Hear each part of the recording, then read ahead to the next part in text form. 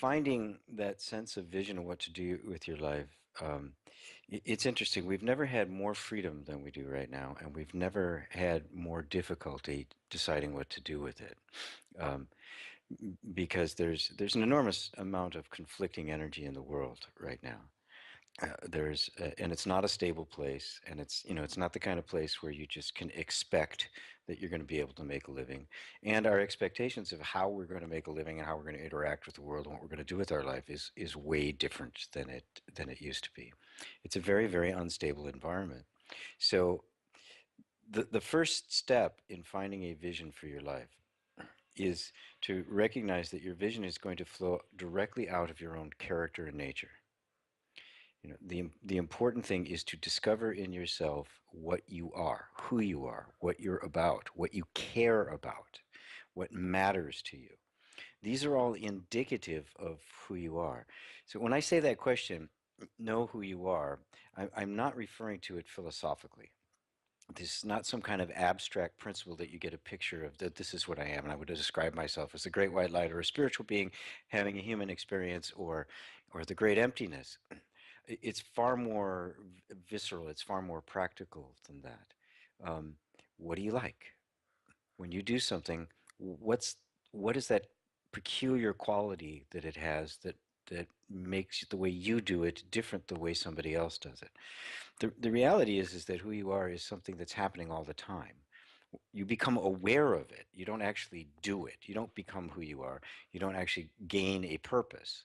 You become aware of the fact that this purpose has been fulfilling itself the whole time. And the mission of life is to give yourself increasing freedom for that kind of self-expression, for the expression of that individuality. From that, you can begin to craft the ways that feel the most appropriate for you to give expression to it. Right? Because we're not just human beings, we're human doers. It is both, right? The popular saying amongst kind of the pseudo-spiritual that you're not a human doing, you're a human being, as if you could possibly separate the two. I mean, a statue's a being, you know, that's a being. Being and doing are, I mean, you can't take them apart. But there is a character to the way in which your particular doing happens that is the energetic signature that I identify as the sense of purpose, as the sense of who you actually are. Liberating that is what this is all about. And it is a process, because the entire nature of the nervous system and the human body, the whole human mechanism in the process of defending itself and protecting itself so it can actually mature and grow into adult, is a process of creating false identities to present to the world. That's what it does. So it creates this very complex structure of a completely fictitious self in order to protect the real innocent you. And so in the beginning of this kind of work, the reason we struggle with it is because our attempts to get at that the essence of who you are is confronting the very layers that it has created. And it did so for very good reason. It did so extremely effectively. So there's an enormous amount of confusion then as to any desire I have. Is this a desire coming from this completely fictitious person, or is this a desire that's welling up from the depths of my soul? And that's the kind of question that doesn't get an easy or quick answer to. You need to learn to feel into it.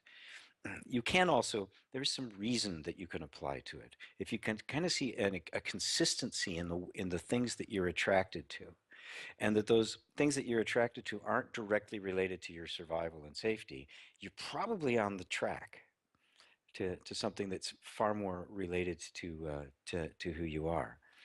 But it also gets more complicated, because all real desire starts with the soul. Right? The nervous system, the only desire it has is survival. Everything else is coming from your soul, which is only about freedom. But as those desires emerge, you can think of it as layers. Here's you, right? So buried down in the center here, and then there's these concentric rings of layers of behavior and responses and personality and traits. A genuine desire, a genuine desire to express some aspect of yourself begins to come out, but it's passing through all these layers before it actually gets out to the world. Right? So it's very colored. It can be even totally distorted. It can even never actually get out because it gets deflected back because that behavior isn't allowed out. So this is the process, and it is a process, and it takes years, right? This is like mastering any kind of art or craft or really of skill that has any kind of capacity for expression. Um, Tying your shoe, you get it once and you're done, but something like art or music or something like that, which is a skill that develops over years and continues to improve. This is exactly, it's that kind of a skill. So first off, do not beat yourself up because you can't see a clear vision as of yet. Right. Right now, the vision is clouded because you have the genuine interest, that you have the genuine desires, and then you've got the protective mechanism, the desires of the fictitious self, which we also call the ego. They are, at this point, very difficult for you to discern the difference. Right. So the process is honing that vision so that you can begin to tell the difference. And you just do it through experimentation. What do I care about? Try envisioning your perfect life. What does that life look like? And then start feeling into it, feeling that which really gets excited by the idea, that which rejects the idea, that which has the idea, oh, that's too hard, we can't do that. Just let all of that material begin to bubble up. This is the most important. If you don't let it bubble up, you're never going to get to the truth. You have to let that all come up. It's chaotic, it's confusing, it's messy, it's conflicting, it's ambivalent, right? But if you do, eventually it does begin to sort itself out. Right? As that everything gets heard, it does begin to settle in. And then there is a certain thing to be said for simply make a fucking choice and do it and see what happens. Right? Don't wait for a vision. Whatever you got now, that's the best you got now, do it. Take some steps on it, move towards it, find out more about it, explore it. I've done that with a lot of people, and it's been 3 or 4 iterations before they actually got to something that stuck. They went a little bit further. They said, this doesn't feel very good anymore. Good. Okay. Well, what does feel good, right? And you're basically tracking the deer. And we can get stuck in this place where we're just trying to get the perfect answer to come. And we go through all the process. We do to the self-help stuff. And we're doing the releasing. And we're doing tapping. But we're not actually taking any action, right? Start with what you got, feed it some energy and see if it grows. So it's a very ephemeral approach at sorting out all this energy, and it's also a very practical approach of just take some steps and see what happens. If you do both of those, it's the quickest way to clear the path to get some kind of sense of clarity about it. And also don't forget that the vision for how you implement your purpose is the same for your entire life. It never changes.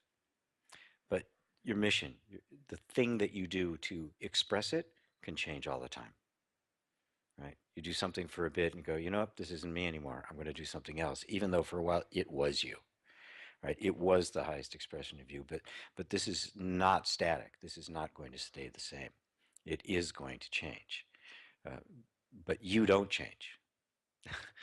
I know it's a total dichotomy because the thing that doesn't change is invisible. It's that you can't see it, you can't detect it.